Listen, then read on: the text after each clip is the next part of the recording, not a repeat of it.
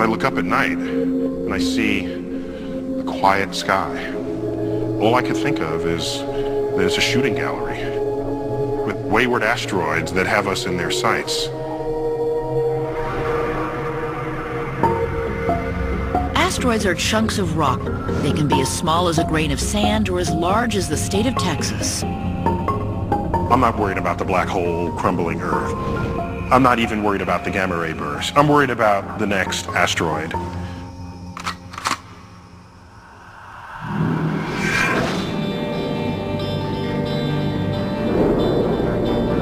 The average handgun fires a bullet at approximately 1,000 feet per second. The average asteroid travels more than 60 times faster. And when a large enough one of these cosmic cannonballs hits a planet, the effects are catastrophic. Look at the moon. Every night it comes out to remind us that on cosmic scales, the universe is violent. The universe can be catastrophic.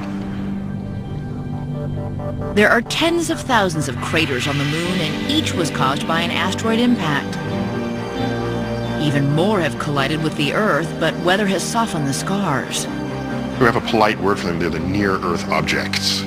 But really, these are the things that can render us extinct. A network of professional and amateur astronomers around the globe are combing the galaxy. They map and name every asteroid they find, and so far they've located more than 100,000. One was discovered recently, the end of 2004. Fine, it was a new asteroid. Who cares? Until you start plugging in the orbital parameters into your computer. You plug those in and then you watch where it goes. You can project forward where you expect to find this thing in the future. You know what we found? This asteroid, on Friday the 13th, April 2029, will come close enough to Earth to dip below our communication satellites in orbit around Earth. This asteroid, called Apophis, will just miss us on this go-round. However, depending on how the Earth's gravity affects its orbit, we may not be so lucky when it returns 7 years later. Depending on exactly where it passes in 2029, there's a decent chance, small, but a very noticeable chance, 1 in a few thousand, that it will then strike the Earth in 2036, actually on April 13th again. April 13th again. If Apophis does hit the Earth in 2036, the effect would be devastating. It would create a tsunami hundreds of feet high that could race across the ocean at supersonic speeds.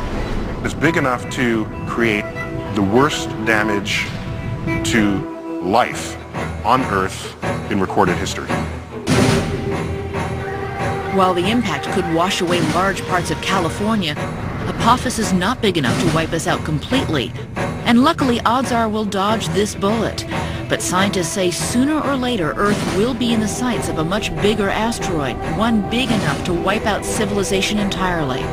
So what is humanity doing to address this deadly threat? The number of people worldwide who are working actively on this problem is enough to staff one shift at a McDonald's. And that's about accurate. If we discovered tomorrow that a huge asteroid was hurtling toward Earth, the world's attention would turn toward NASA astronauts Ed Lu and Stan Love, who've developed what experts say is perhaps the best plan to save the planet. But here's something that we have a chance to not just control, but prevent. The asteroid will miss the planet, no damage done whatsoever, if we can do this properly. Regardless of what we see at the movies, the one thing we don't want to do is blow the thing up. All that would do is transform one big asteroid into thousands of smaller ones that could cause even more damage. Instead, these NASA astronauts say that with enough advance warning and a big enough ship, they could fly millions of miles into space, rendezvous with the asteroid, and use the ship's gravity to nudge it slightly off its deadly course. The tiny gravitational pull between the asteroid and the spacecraft will be enough to pull an asteroid onto a new orbit so that 10 years later the asteroid misses the Earth rather than hitting it. That's the theory anyway, but it's still just a theory. There is no spacecraft yet, not even a blueprint. If we can put their plan into action, perhaps it will save humanity. If they fail, scientists would know decades in advance the moment of impact, leaving each of us to live with the knowledge of the exact day our world was going to come to an end. There'd probably be a lot of people who were, sort of, well, let's party. We don't have much time left. There'd be other people who say, well, I'm going to spend my time praying. There'd probably be other people who were, determined to survive and, would go and try to find some way to optimize their chances. Even though there'd be little chance for survival, it's difficult to imagine that humanity would go down without a fight. Regardless of our chances, some would probably try to build self-sufficient communities deep beneath the earth. As our expiration date grew nearer, governments might collapse and the money they back might become worthless. And society would have to discover a new set of rules. I think as we get closer, as that sand of time runs out of the hourglass, it'll be much harder to enforce the rules and to continue the behavior that we had up to that time. How would you behave if you knew the date of your death? Would you go to work, pay your bills, mow your lawn? As the final days approached, would our lives descend into chaos, or would we band together and look for something more? Finally, one day, all of those left on the surface would wake up and know that it was the last day, then the last hour, and then the last minute.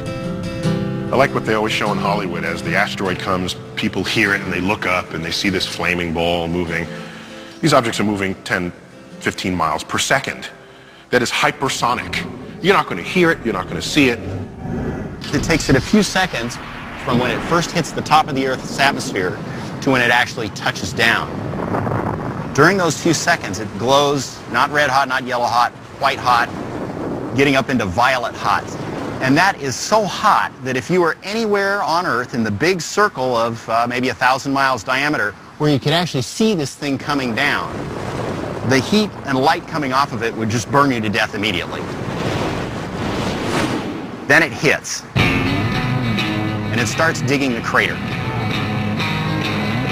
It takes a long time for a big crater to form, maybe a minute, as the Earth, what you think of as solid rock, gets splashed out by this enormous impact.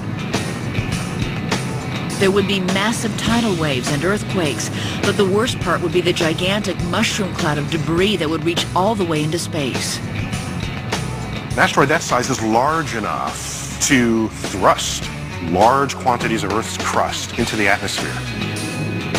Within as little as an hour, even people on the opposite side of the planet would begin to feel the effects of the impact. You'd look up at the sky, and you might see a few shooting stars. Even as daylight, you might see a few shooting stars. Quickly thereafter, you'd see like 10,000 shooting stars per every square. The entire sky, instead of just being little streaks of shooting stars, would flash up into a rosy red glow, which would look and feel like someone had shoved you into a self-cleaning oven being cleaned. You know why? Because God's glory is not the main thing. Their comfort is. And we live in a generation that you know it. God's glory is not the main thing. We drive down our highways. God is the greatest reality in all the universe. Drive down the highways. Where's God? Where is he on the billboards? Where is he on the talk radio? Where is he on the television? Where is he? God's glory doesn't matter anymore. But hell wakes us up to it. Hell stares this humanistic mindset straight in the face. As one has said, it is like a brutal claw that just tears through the fabric of our humanistic thinking. It is exactly that. We need to hear about this. To do not dress sensually in order to show off their bodies. If your clothing is a frame for your face, God is pleased with your clothing. If your clothing is a frame for your body, it's sensual and God hates what you're doing.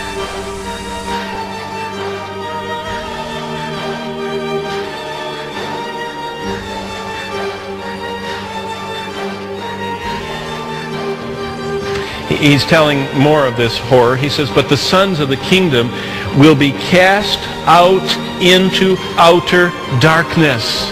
Here he's saying it. It's a place of inky black, impenetrable darkness. You know, people are very uncomfortable in the dark. People don't like darkness. Jesus says in verse 12, outer darkness, impenetrable blackness of darkness. There will be weeping and gnashing of teeth. Keep going down to verse 28. And when he had come to the other side of the country of the Gergesenes, there met him 2 demon-possessed men coming out of the tombs, so exceedingly fierce that no one could pass that way. And suddenly they cried out, verse 29, and says, what have we to do with you, Jesus, you Son of God? Look at this. Now here's a testimony from the other side. This is from a non-human. This is from non-physical. This is from a non-temporal person living on this earth. This is from a demon, an immortal intelligence, a living spirit that has phenomenal powers that are